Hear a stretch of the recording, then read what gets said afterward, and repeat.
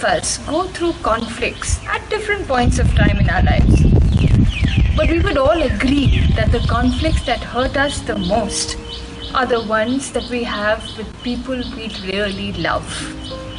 And at that time, whatever we do to deal with that conflict, whether we are giving them a cold shoulder, staying aloof, or not talking to them, whatever it is that we do, there is always this painful dilemma whether whatever it is that we are doing is coming from the space of ego or from the space of self-respect.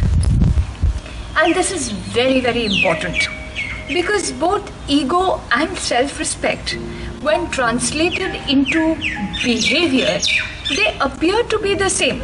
There's not much difference in the behavior associated with them, but they are completely opposite in attitude and intention.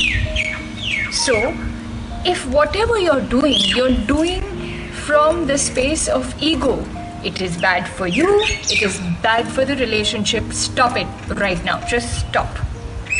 Whereas if whatever it is that you're doing comes from an attitude of self-respect, then whatever you're doing is good for you and it is good for the relationship, so you should continue. But the question is how to tell the difference between two such similar looking but completely opposite things.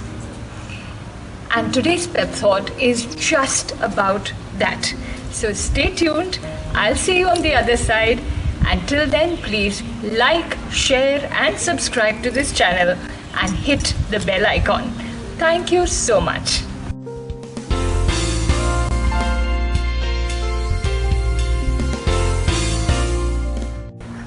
So today's pep thought is called Ego versus Self-Respect. I will give you 6 tips, 6 practical tips that will tell you in the here and now whether whatever you're doing is coming from the space of ego or from the space of self-respect. But before plunging into it, just 2 caveats. Number 1, these tips will work for you only and only if you are ruthlessly honest with yourself. And second, nobody knows you or your relationship better than you do. So please apply these tips in your own context. But I assure you they are specific and practical and they will really, really help you. So let's get started. Tip number 1. When you think of this conflict situation, what is it that you feel? Do you feel more angry than hurt, or do you feel more hurt than angry? Of course, it is a conflict, so you're going to feel both. But what is the proportion of them? Is it to the tune of 70-30, 60-40? When you think of this person who has supposedly hurt you or you're having a conflict with, do you want to get back at them? Do you want to see them suffer? Do you want to see them subservient in front of you? You can't wait to get back at them or have the last word in the deal. If that is your attitude, then you are coming from the space of ego. On the other hand, if all you can feel is pain and shock as to how could something like this happen between the two of you, how could they do this to you, and all you want is for them to realize their mistake so that you can just move on and put this behind you, and it pains you that they did whatever they did. So if it is more hurt, then you are coming from a space of self-respect, you can continue. But if you come from a space of anger, then it is ego. So please stop whatever it is that you're doing right now. It's not good for you, it's not good for the relationship. Tip number 2. Let's say this other person comes and apologizes to you. What will your reaction be? Will you enjoy that apology and will you feel all smug within yourself that you see, I was right, they were wrong, and you will enjoy and you'll have this feeling of superiority over them and you will enjoy their subservience, their weakness? Or Will you feel so bad to see them apologize? Even if they deserve to, they should apologize, and you know that they are wrong, but still you will not enjoy it. You will not, your reaction will be, okay, fine, I'm glad you apologize, just forget the whole thing and let's just move on. If you're going to enjoy their submissiveness, then it is likely that you're functioning from the space of ego stop.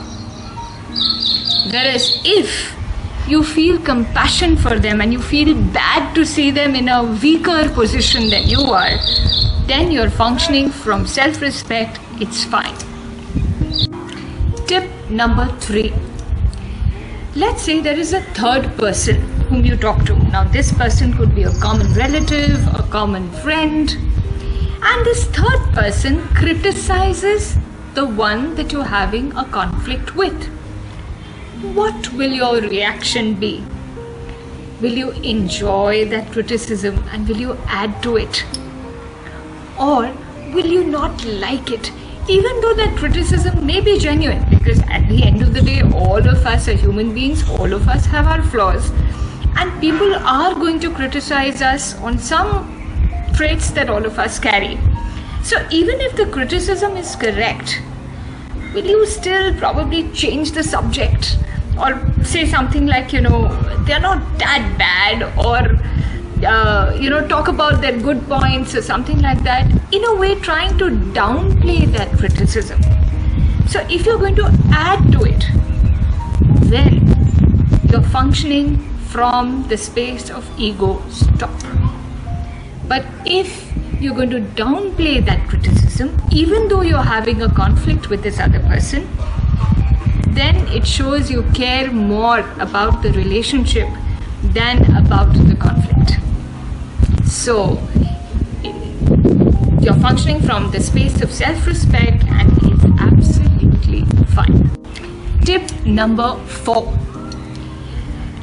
While you're having this conflict, let's say that this other person achieves something or does something that they deserve appreciation or congratulations for. How will you deal with this? Will you hold back and say, too bad, we are having a conflict, why should I be the one to appreciate or congratulate, and you won't do it? Or even though you're having a conflict, you will just put that topic aside for the moment and just send them an appreciation note or a congratulatory note, something like that. Just kind of reach out and celebrate their success, even in the briefest of ways, but you would. If you're going to hold back, then you're functioning from ego, so stop it. But if in spite of the conflict you are not going to hold back, then once again you show that you care about the relationship and the person more than about the conflict. It does not mean that you're bowing down to them, it just means that you're looking beyond it, you have a bigger vision. So if you're going to hold back, then it's ego. If you're not going to hold back and reach out anyway, then it is self-respect. Continue, no problem. Tip number 5. Now this is again, this is a reaction that can come from either side. So will they tell you if you do something good or you achieve something, will they reach out to you? Here we are not trying to judge the other person. All we are trying to do is to figure out whether they are ready to make up or do they still need more time with this conflict. So if something important happens in their lives, so there are things, there are stories that we share with each other, we share only with certain special people. And if something happens in that kind of a story in their lives, will they keep you in the loop? Will you keep them in the loop? If you do that, then you're functioning right now from self-respect, it's fine. But if you hold back, then probably there is a trace of ego in that, whoever holds back. So you need to stop and you really need to relook at that situation. Tip number 6. Let's say you find this video interesting and you want to send it to the person you're having a conflict with. or any other message that talks about relationships and friendships, or they send a message like that to you, what will the reaction be? Will you not respond at all and ignore it completely, leaving the other person to decide whether you liked it, you didn't like it, you agree to it or not, and just kind of ignore the whole thing? Don't find it worth your while to respond. Or you say something like, you know what, don't give me this gyan, apply it to yourself first. Or will you at least acknowledge the message? You may say that, yeah, this is great, I hope we can work this out together. You don't have to agree, you just have to acknowledge or thank the other person for sending you something like that. If you ignore it completely, or if they ignore your message completely, then probably there is a shade of ego there.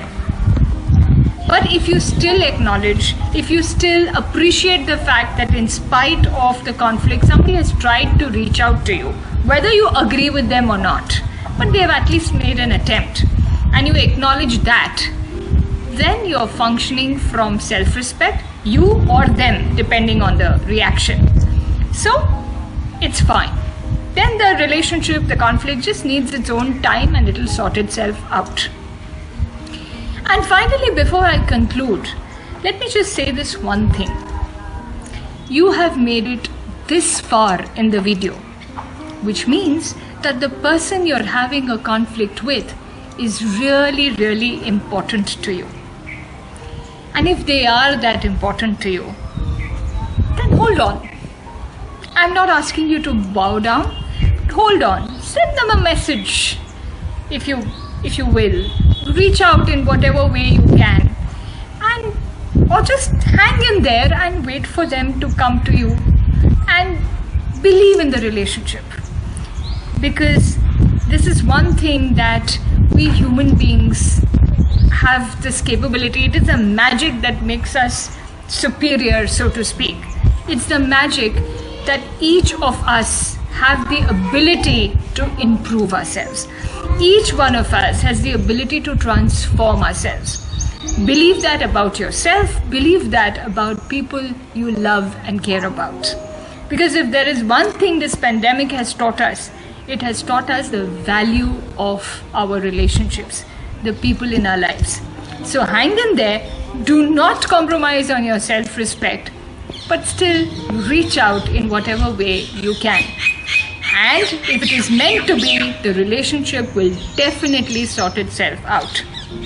So take care of yourself.